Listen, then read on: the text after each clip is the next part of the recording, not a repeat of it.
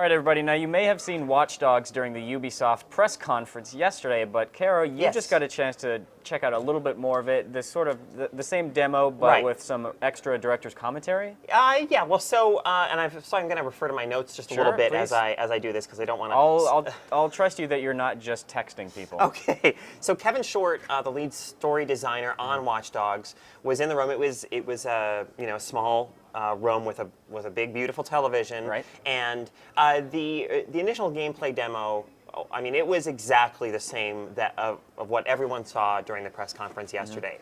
Now, just for me personally, having that up close look at it, there were a few things that I noticed that I didn't really pick up on during the stage demo yesterday.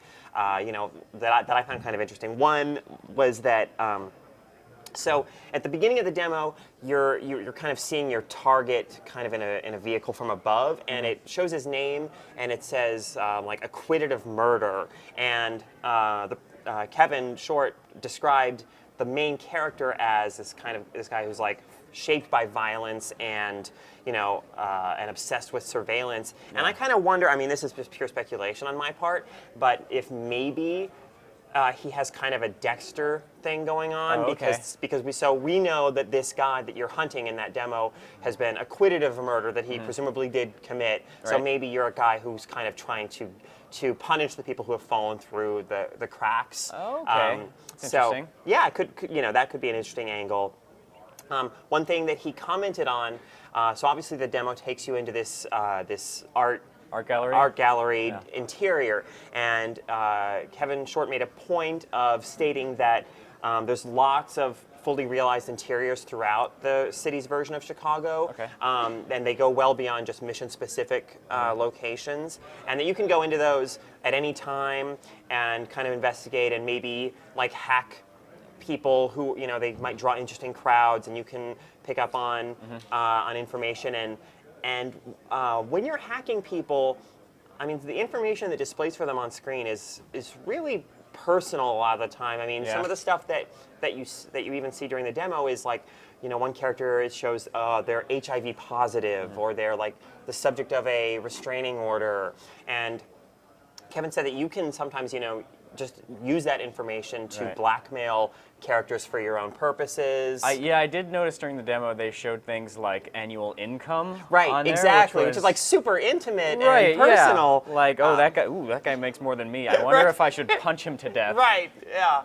So, but what was the biggest kind of surprise of the whole demo was after the same things we all saw yesterday came to a close, Kevin Short pulled out an iPad, and he, at first I thought, well, games have had apps associated with them in the past. Mass Effect 3 had a very simple thing where you could do stuff to raise your galaxy readiness level.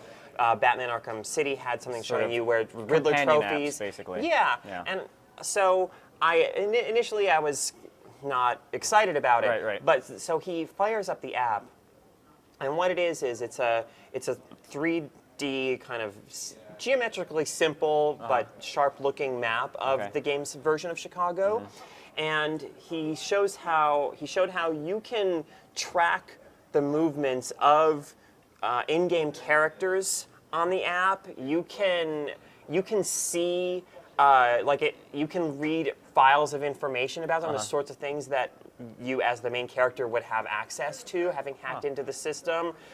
And what was kind of the most exciting possibility there is that you can also see like performances of your friends on various missions and things, and you can challenge them, and if they accept your challenge, so you can actually hack the city using the app as they're playing to kind of make their lives more difficult. Really? So for instance, maybe they're like speeding down a street in a car. You can hack the traffic lights that they're coming up to. So that the other cars sort of sideswipe them. Exactly.